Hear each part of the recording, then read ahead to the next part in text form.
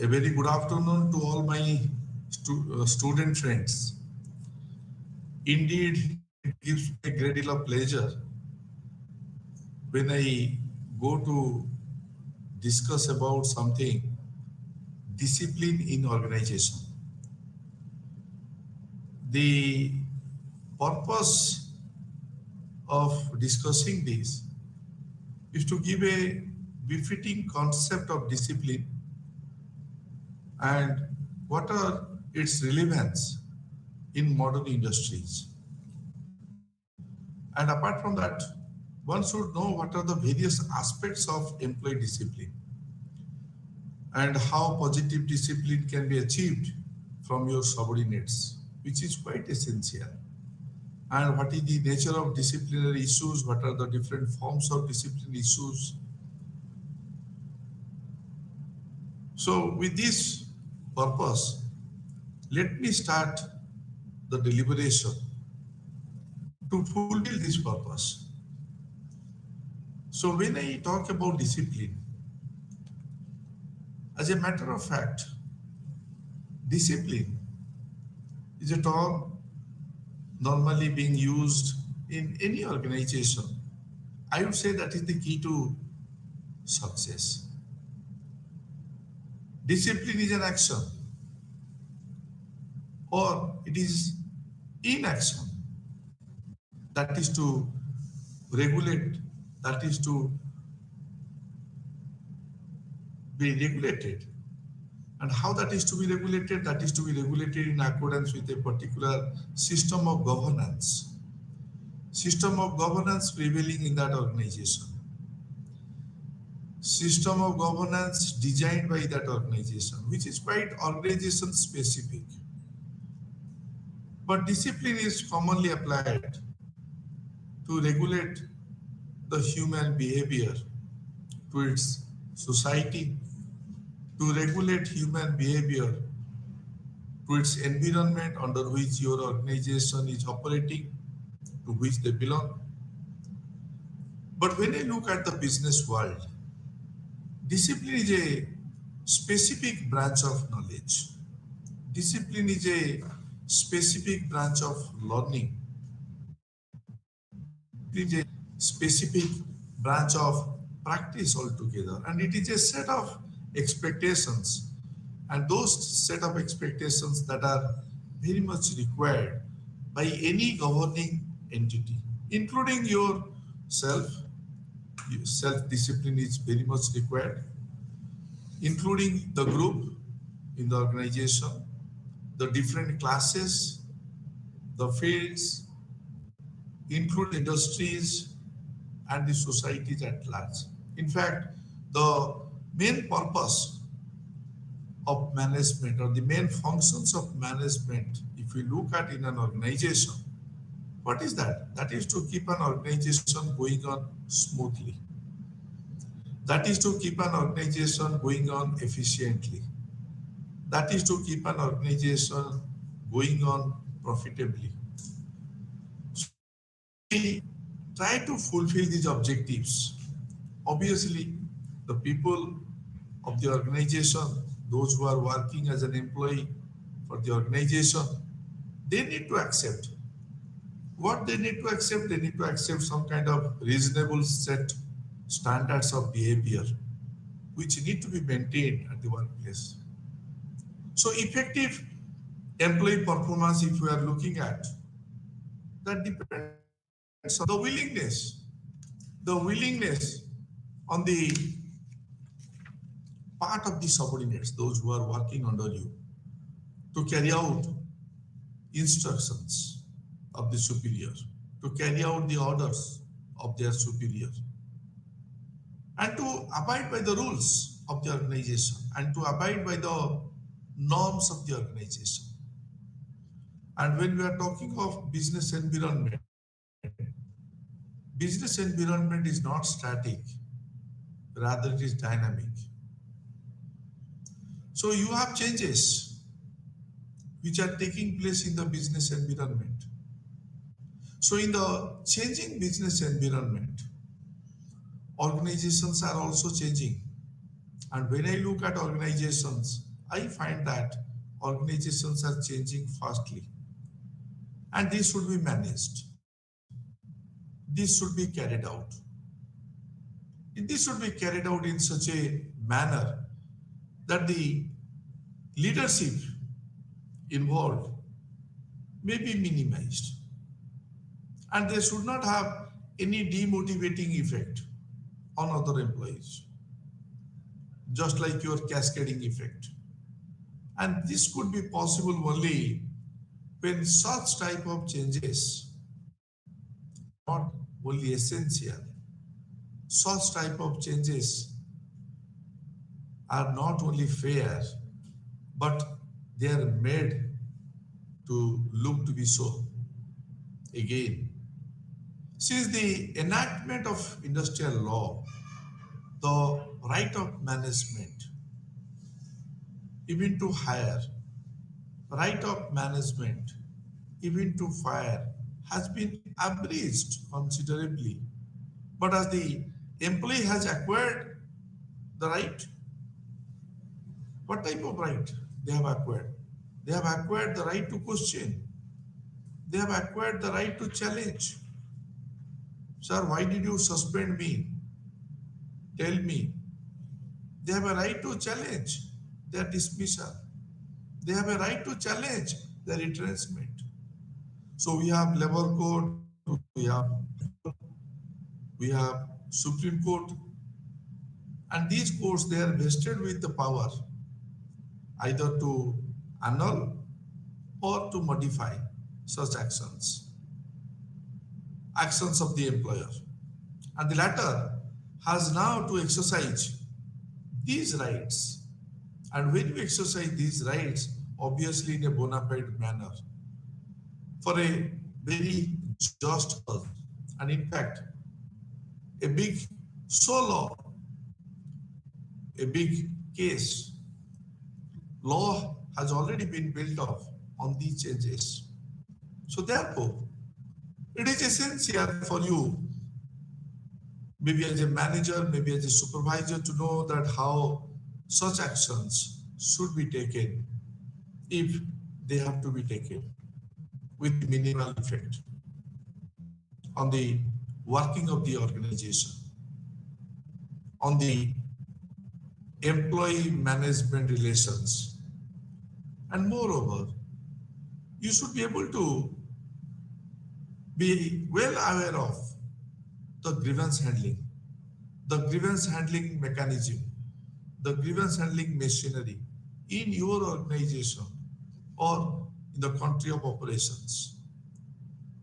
So with this background introduction of the concept, what is the meaning that is normally attached to discipline?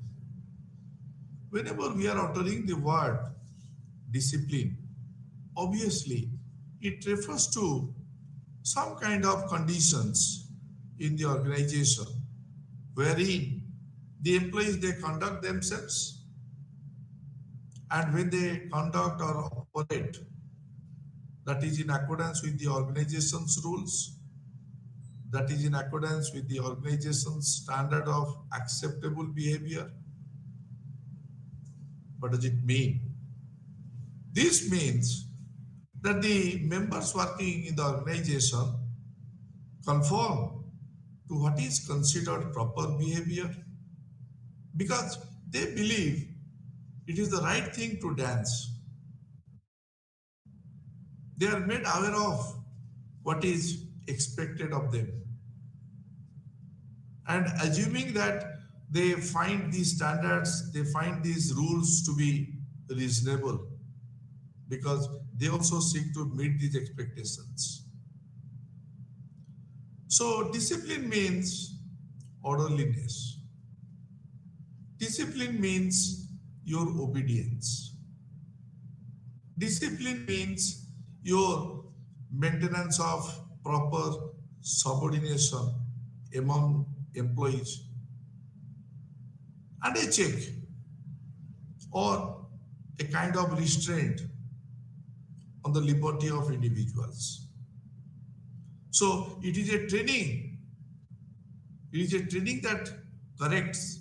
It is a training that molds. It is a training that strengthens the individual behavior. So discipline can also be stated as your management actions. Why management action?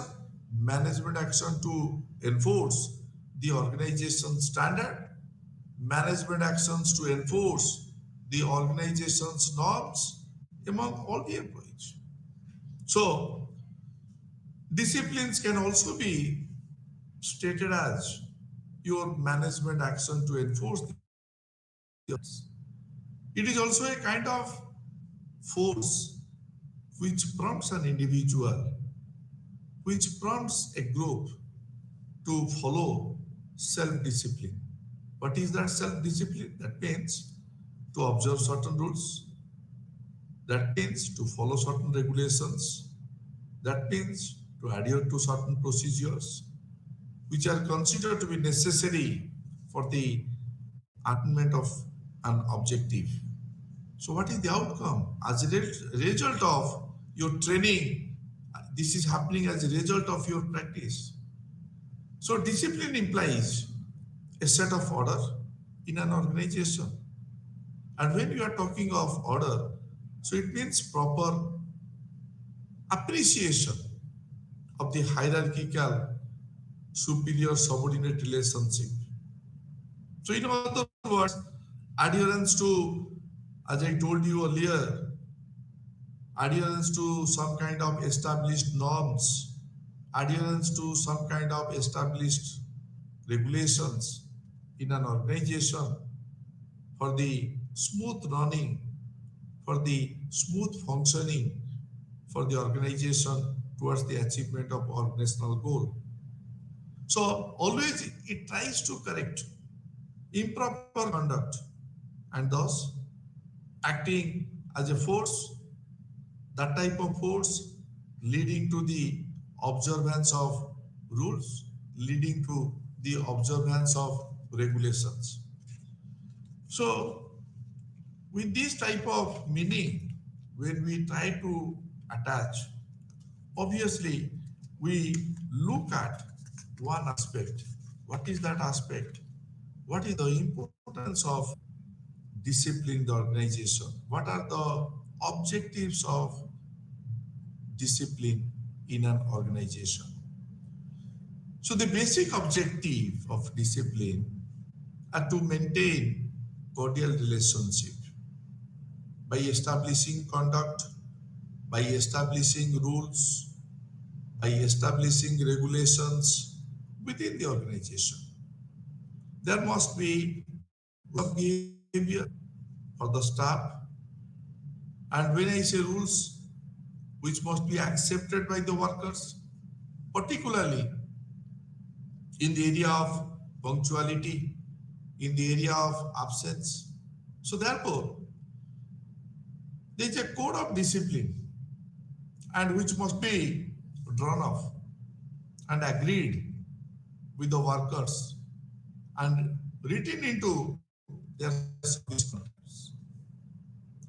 And new recruits, people are leaving the organization, new employees are joining the organization. So new recruits must be made aware of the code of conduct.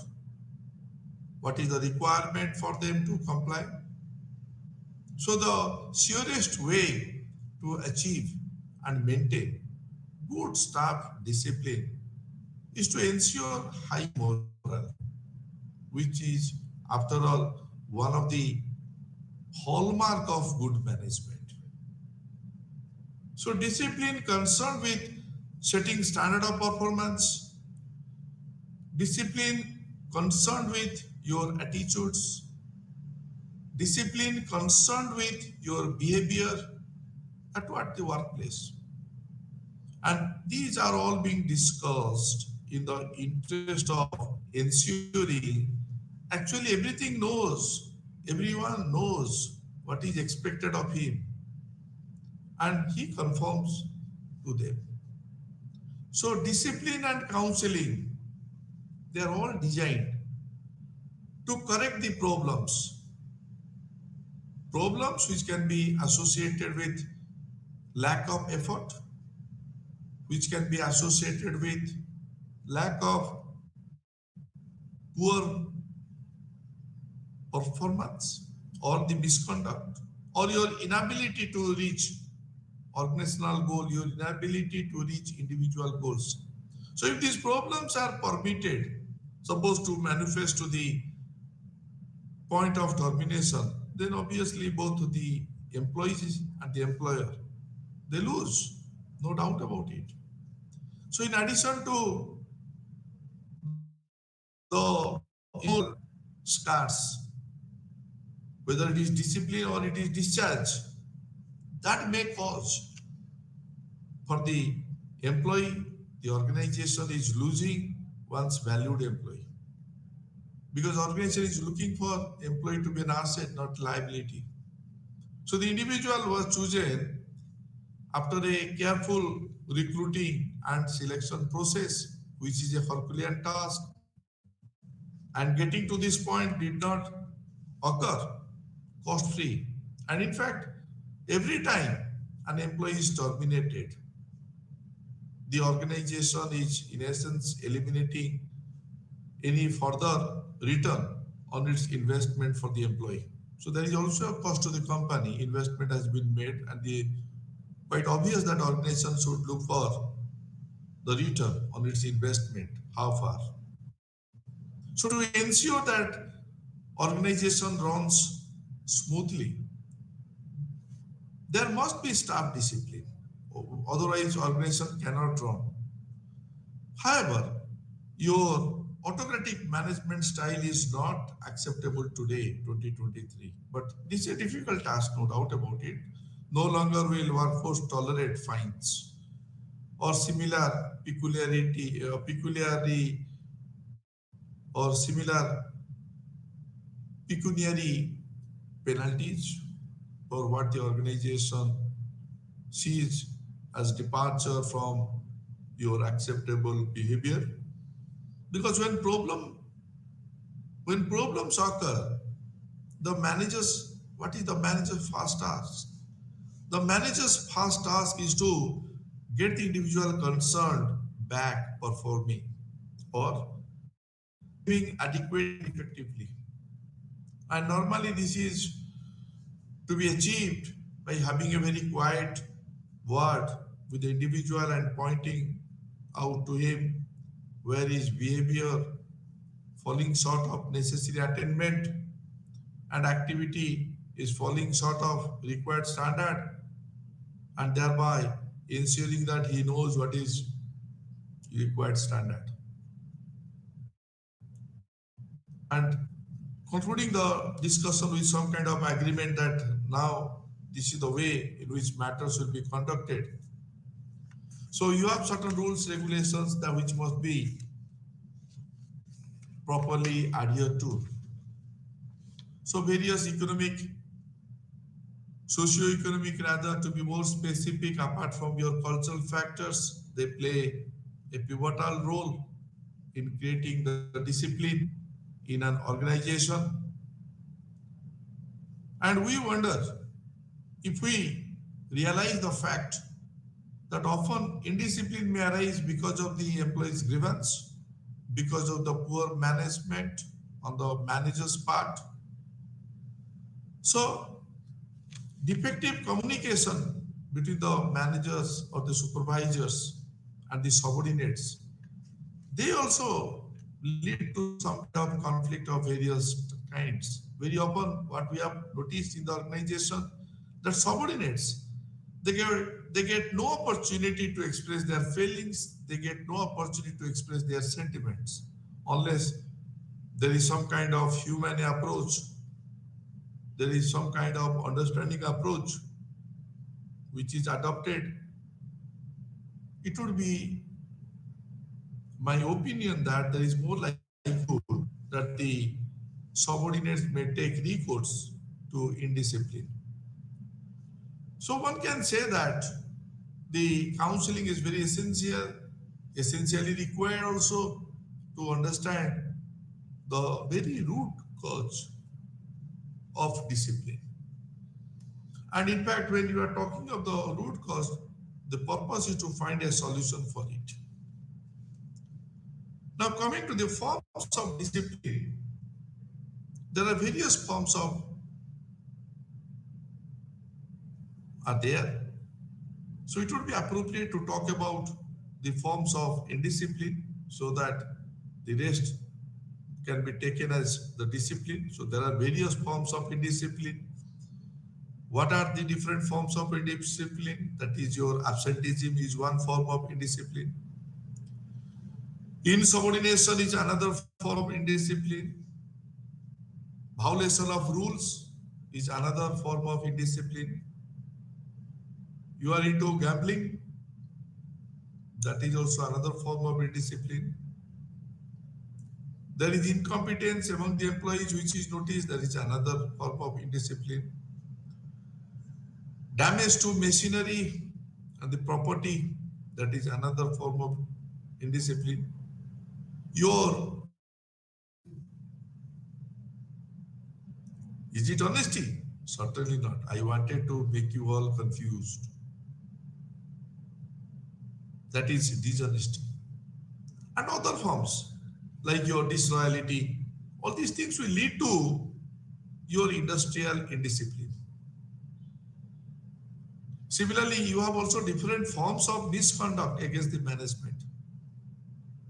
And when you are using the word misconduct, it means your behavior is improper. Improper behavior. Intentional wrongdoing. You are violated, but it seems to be a deliberate action on your part, deliberate violation of rules of standard behavior. So if an act of an employee is prejudicial or likely to be prejudicial to the interest of the employer or to the employer's reputation over a period of time, then it is misconduct. So any conduct on the part of an employee inconsistent, maybe with the faithful discharge of his duties, maybe with the faithful discharge of his duties towards the employer, would be treated as an act of misconduct. So the act of an employee can become misconduct in certain cases, like where you find that the act of employees is inconsistent with the peaceful discharge of his duty towards the employer. In another case, where you find that the employees makes any kind of act of the employees makes it unsafe, make it unsafe for the employer to retain him, to retain his service or to retain our service, then in that case, it will be treated as indiscipline. When there is an act of employees which is so grossly immoral act that all reasonable persons would not trust the employee. So in that case also, you may say it is indiscipline. Similarly, when there is a conduct of the employees and the conduct of the employees is such as to open before him the different ways for not discharging the assigned duties, that will amount to indiscipline. When the conduct of the employees is such that the employer cannot rely further on his loyalty, on his faithfulness, then that is indiscipline. Where the employee is habitually negligent, maybe in respect of his duties for which he has been engaged, that will amount to indiscipline. So it's very difficult to lay down exhaustively as to what would constitute misconduct, what would constitute indiscipline. Similarly also, when your subordinate is not working, non-performance of working, non-performance of work duration,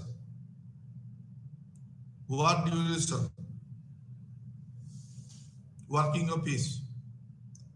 You are tampering some of the official records, misappropriation of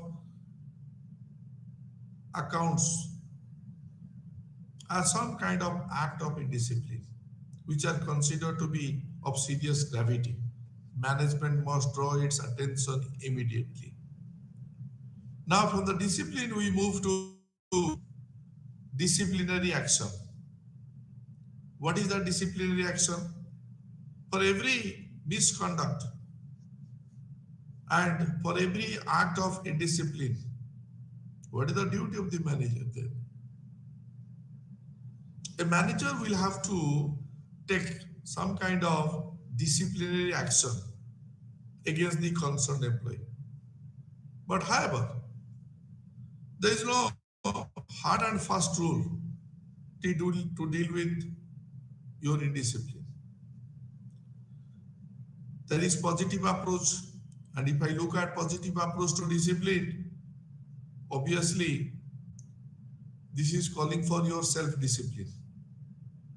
And the very approach assumes that the most of the subordinates, if not 100%, all, generally they do operate, generally they do conduct, generally they do behave reasonably following the given norms, reasonably following the procedures which has been given in the format. So to institute to this kind of positive discipline for which we are more concerned about among the subordinates, the manager must try to ensure for the rules and the regulations, the rules of the organization and regulations of the organization are reasonable. They are legitimate. They are very clear. There is no scope for your ambiguity. And apart from that also, manager must ensure for all practical purposes that subordinates are involved in framing the rules, subordinates are involved in framing the regulations that are so that they willingly they accept them. And prior to notice, clear the notice is also given so far as consequence of breaking the rules is concerned. There is also consistency, uniformity of punishment so that no way you are penalizing for, no way also nor you are penalizing less. So in all these cases, human personality, because all these things who will be doing it? It is you and me working as an employee, which is operating under an environment which is not static, rather dynamic in nature. So all the time you must keep yourself alert so far as the latest development taking place across the globe is concerned. So human personality is also treated with dignity. That is also taken into consideration.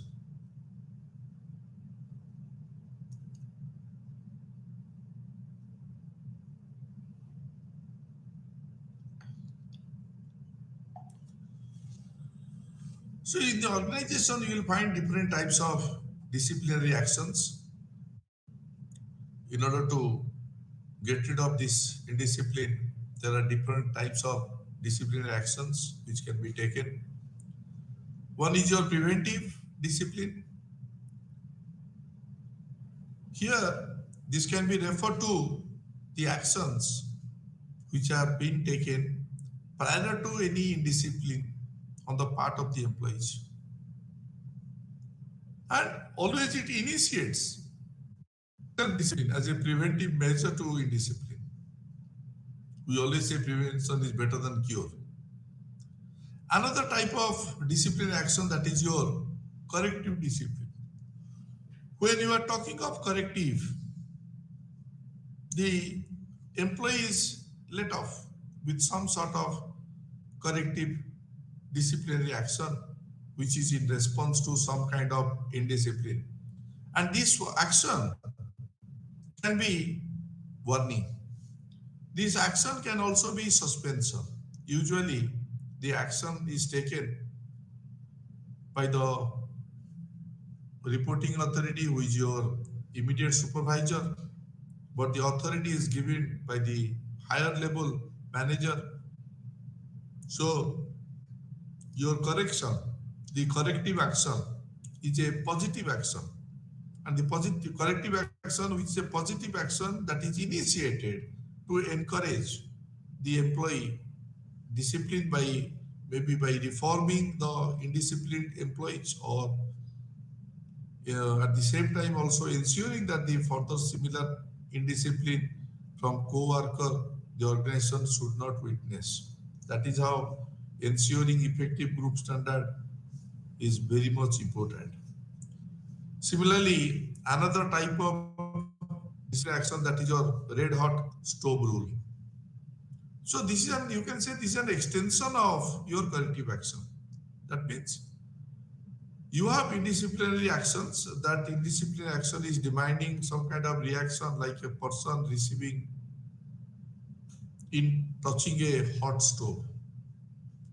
So the corrective action should be very impersonal, and but immediately, and you can say the same with a consistency. But first warning, which is to be issued, so that every employee is very much aware of the consequences. As the discipline action is maintained, obviously employees, they register the punishment and the offense. And there is some kind of corrective action which has to be consistent, so that if you have got some kind of feeling of discrimination, because feeling of discrimination is also generated in the employees, keeping you the versatility of the employees working for different multinational companies. Similarly, you have progressive discipline. Progressive discipline normally do refer to the fact that which is repeated.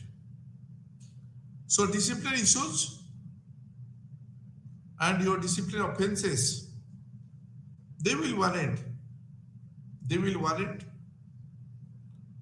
serve stronger punishment.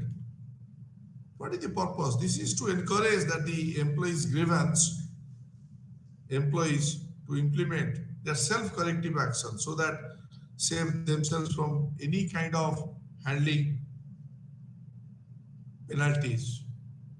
further penalties. So on the basis of the disciplinary action, we need to look at the charge sheet. When we look at the charge sheet, it is a kind of written statement of certain allegations. Look at those allegations upon the offender to communicate that what is done, that is very much law-breaking and not also acceptable as per the code of the conduct. So the objective of the charge sheet, they are all highlighted, and the address, the exact professor misconduct committed by the employees, and subsequently demanding to submit the explanation in its conduct and to present the same to the management for the further processing. So in the process, it is essential to note one thing, that the change sheet format, whatever you prepare, should not include the particular time, should not include the place, should not also include the concurrence and the way the incidents have been undertaken, to make it a zero casualty. So in the process, we find one thing, that after the charge sheet, there is domestic inquiry. And what is this domestic inquiry? If we look at the domestic inquiry, mainly it is used to refer to an inquiry into the charges of indiscipline, refer to the inquiry into the right charges of misconduct. Indiscipline, misconduct is witnessed in whose case? By the employees. So in common way, we call it as domestic inquiry. It means same that of your departmental inquiry or your domestic tribunal. Because in such inquiries, the matter is very much by the, you can say, administrative officers and not by the courts of. But in case of alleged indiscipline, it is the common for discipline authorities in a department or in an industry that let them appoint an officer or officers, multiple, to inquire into the allegation against the employees. And this is commonly known as your domestic inquiry. Because when we go for domestic inquiry, there are certain principles of domestic inquiry. The first principle would be that there should be a rule of natural justice which must be observed. Another principle, what I mean to say that could be your delinquent is entitled to your hearing. He can also call for his own evidence. There can be cross examination by the witness called by the prosecution, and disclose your, you can say, to the employee concerned the documents, the records, and any sort of offer provided to him, which can be an opportunity to deal with it. And at the same time, also don't examine any kind of witness in the absence of the employees. And the inquiry officer always is at liberty to disallow any evidence after recording the reasons in writing. So this domestic inquiry is not a single, it is a process. And in the process of domestic inquiry, normally what we have seen that such inquiry may be termed as your fact-finding inquiry. Inquiry means hearing the case, recording the evidences, your administering the documents, creation of your formal, you can say,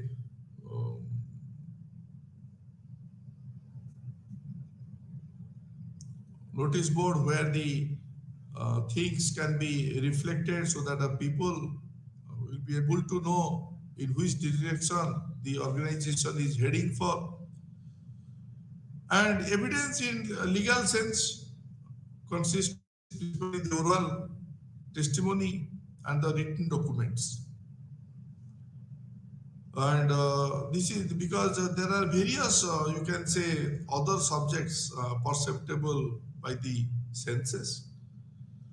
And the proof normally we look for in the process of abusing evidence before you can say judicial body, and the purpose of the point is to add more tribunal review, at least in finding the facts. And in the process, we always try to find out what are the important aspects of the evidence, because inquiry means hearing of the case, It means recording the evidence. It means admitting the documents, your general completion of the records upon which finding would be based evidence. So evidence in the legal sense consists principally, you can say, of oral testimony. Oral testimony or witnesses, or that should be supplemented by written documents or various other projects, subjects which are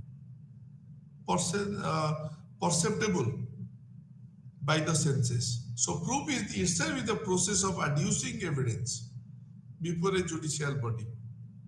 The purpose of this proof is to help, is to aid, is to support the tribunal in finding the facts. Now coming to the other aspects, important aspects of evidence. Always we look for the correct method of appreciating, correct method of assessing the evidence of a witness by scrutinizing the evidence on its merit, and it is only the doubt arises before the witness is in fact, you can say, deposing to the truth or not, that the necessity to arise the to investigate, in fact, into the possible, you can say, reasons and the possible reasons for his conduct, and what would have motivated the same. So, as an intimate interest in the person in whose behalf, in fact, we had come to give some kind of evidence, a sense of enmity profile against whom he had to come to give the evidence has to be placed. And sometimes these, when we are collecting this evidence, they may suffer because of lapse of memory. They may suffer because of your oralability, oralability of the observed minutely. And the third, that is your record, that is your recount and recite very correctly. So conducting the inquiry when the person of authority or one is competent to take some kind of, you can say, disciplinary action, normally he gives a complaint. And it is left to him to make such type of investigation, maybe investigation of preliminary inquiry, as the considers if together the information, and we try to find out the truth of the employees and the evidence available to support it. And in this connection, it would be appropriate also to discuss about the purpose of preliminary ground, those who go for the survey and all that things. The management should be sure, one thing, that the specific misconduct exists and it is not ambiguous and about the facts of the misconduct.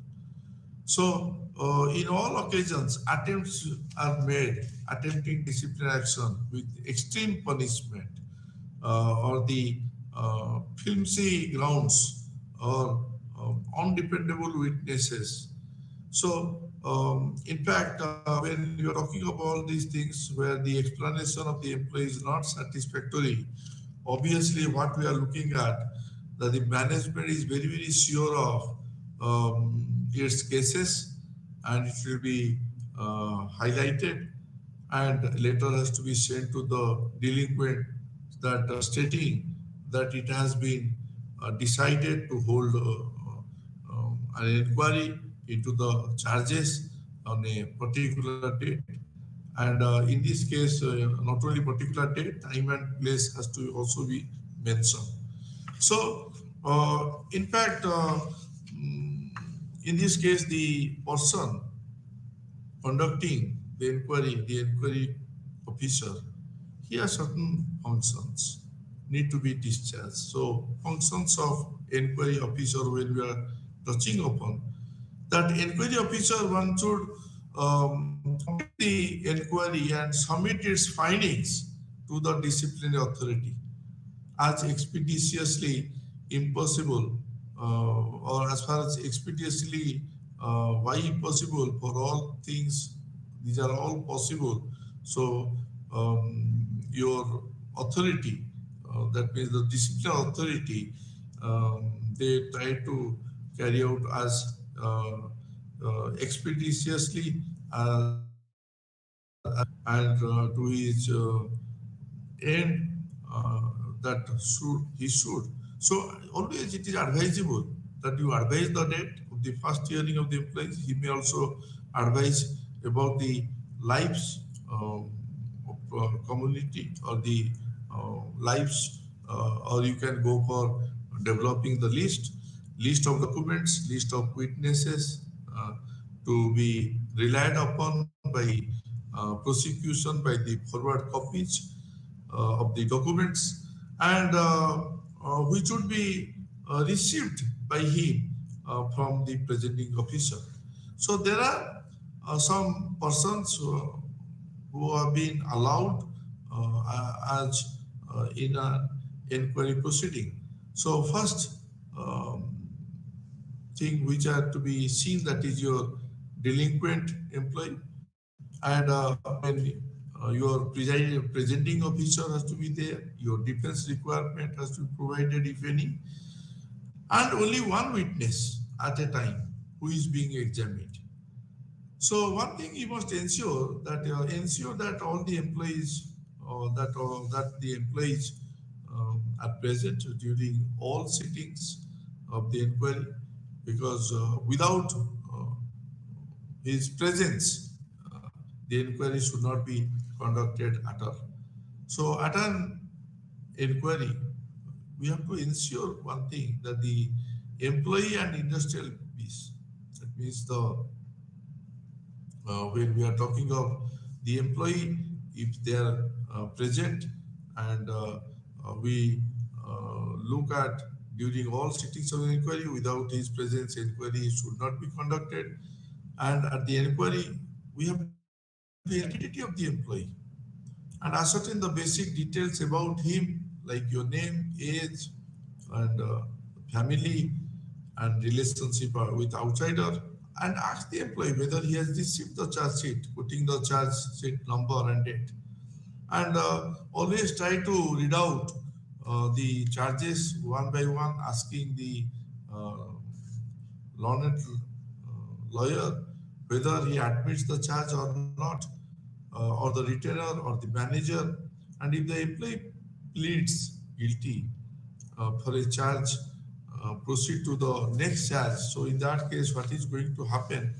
That we look at that how to ensure the defense representative is no one other than the representative of the registered union or with the permission of the disciplinary authority and advise the presenting officer to present his case and to start examination in chief of each witness. Immediately after uh, examination in chief to reach, in fact, uh, witness to is over because you need to allow the witness to be cross examined by the defense representative and to be examined by the presenting officer and representative, and they are to be re-examined by the presenting officer after necessary cross-examination is over, and then ask the defense representative to conduct examination in chief of the defense witness.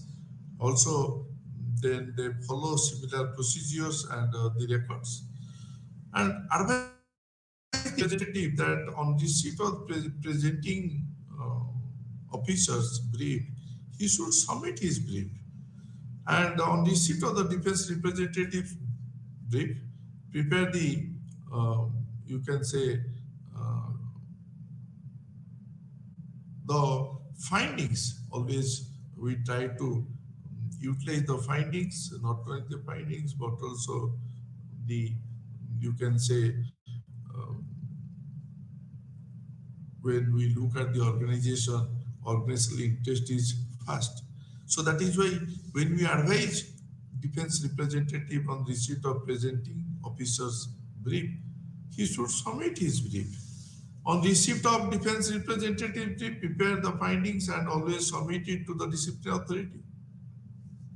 And finally, you will have inquiry findings. And when you will have inquiry findings, the inquiry officer should narrate briefly the statement made and the evidence laid before him, both in support of or in against the charge. But he should analyze each case, no doubt about it, as to whether it is proved or not. The findings also should not suggest any kind of punishment. They should be rather supported by congent reasons which are to be set out clearly in your report writing, in the report finding, and the charge sheet, and the explanation or the records of inquiry or any sort of findings which will have some kind of bearing on the functioning.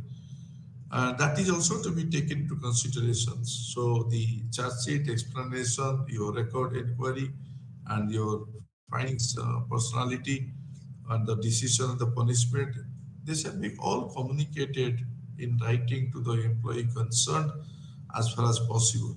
Because on the basis of that, you are going to award punishment. So that is why awarding of punishment by disciplinary authority on receipt of the proceedings and the findings of the inquiry officer, what is going to happen that your disciplinary authority should forward a copy of the findings to the inquiry officer, to the delinquent employees, and advise them to submit their comments to the findings of the inquiry officer. And you see, when that has to be provided within there's a time bound, it is a time bound. So within a specific period of time, because on receipt again of the subsequent employees' commitments, and after the expiry of the specific period of time given, maybe to delinquent employees to submit his comments, the disciplinary authority should come to his own conclusion by going through the papers based on evidence, and finally applying all these things in their mind, which is dispassionate, and one should record, and when one should record his views, and on the inquiry officer's finding in respect of each charge separately. So you'll have to go through the show cause notice, which is also quite essential.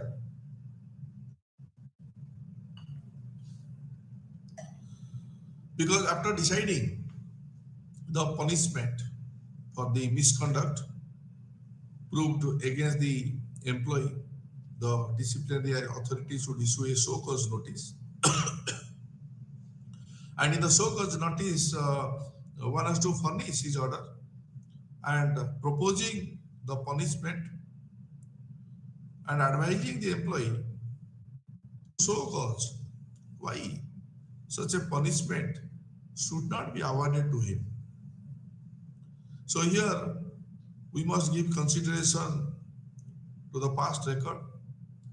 So disciplinary authority should also go into the past record of the employee while awarding the punishment, because when it is favorable to the employee and the misconduct committed by or approved against him is of the minor nature, so in that case disciplinary authority may take a very lenient view.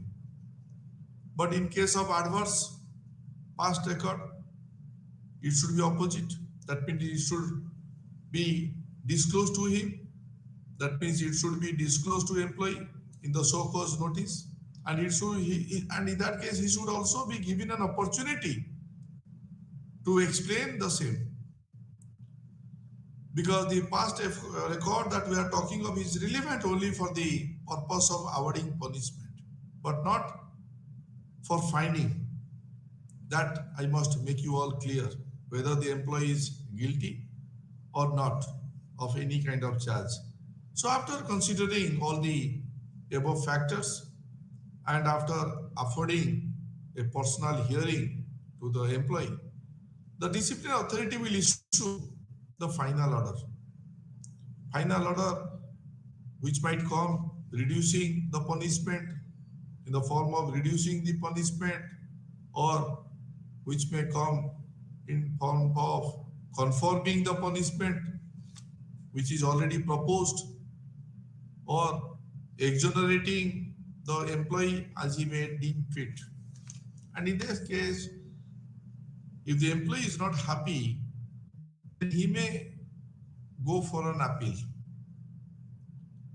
So in case of an appeal, obviously employee can appeal to the appellate authority against the decision of the discipline authority, but it should be done within a specified time limit from the date of communication of the final order of punishment by the discipline authority, because the appellate authority should also give a personal hearing to the employee if so required by him in case of dismissal,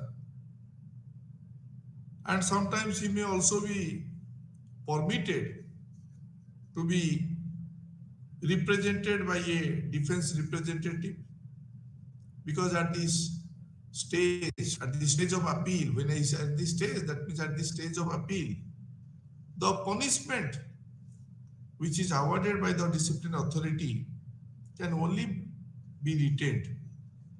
The punishment can only be reduced but not enhanced by the appellate authority. So the appellate authority should dispose of the appeal within a stipulated time. So in many cases also there is suspension, and when we are talking of suspension, it means prohibiting an employee from performing the duties assigned to him or her, or withholding wages for so long as that prohibition continues. And during this such period, during the period of such prohibition, obviously what we look at the contract of employment which was made between the employer and the employee, and that is said to be under suspension. So in all these cases, we are more concerned about the procedure to be followed, because during the period of suspension, the worker is always paid subsistence allowance equal to one half of the gross wages for the first 90 days and three-fourths of the wages beyond 90 days. Until recently, the subsistence allowance was being paid only in the government and public establishment, but subsequently with the recent amendment of the rules, it has been made obligatory for all employees to pay to the, for that means for all the employers to pay to the employee during his period of suspension. Subsistence allowance equal to one half of the basic dearness allowance and other compensatory allowances to which he would have been entitled if one had been suspended. And such subsistence allowance is paid for 90 days. And if the inquiry is prolonged beyond 90 days, obviously the allowance is to be increased to three-fourths of his normal emoluments. However, it is the responsibility of the prolongation is that the employee, the allowance would not be reduced to one-fourth of his normal emoluments. And there is also dismissal and discharge. And in case of dismissal, We look for the grounds for dismissal. The grounds can be incapacity of the employee, which prevents him from fulfilling the contract of service with the employer, or incapacity can be lack of skill, lack of technique, lack of aptitude, physical health. So there is a procedure handling for which stipulates to go up for it. And in most of the cases, there is also retrenchment and layoff, because retrenchment is the termination of the service for reasons of redundancy or for reasons of surplus to requirement. So retrenchment doesn't include voluntary retirement. Retirement and termination on the grounds of ill health also. Layoff, when we are talking of, is not termination of service. It is only temporary denial of employment due to circumstances. And those circumstances, I must say, beyond the control of the employer. For example, power shortage. For example, mechanical breakdown. For example, non-availability of raw materials, accumulation of stocks, shortage of coal. So there is always a defined procedure for it, which is to be followed. So in this case, when we discuss all these things, obviously the purpose is to give you a befitting concept background of the discipline and its relevance in the modern industries, and we touched upon the various aspects of employee discipline. We also talked about the positive discipline which can be achieved from the subordinates, the nature of disciplinary issues, the forms, and I think now the students will be able to deliver as and when it is required, when they are into jobs, particularly in the HR, because this is a subject paper of HR where discipline for every organization is very much required, because discipline in any organization is the key to success. So with this, we come to an end of today's discussion. Thank you very much. Wish you all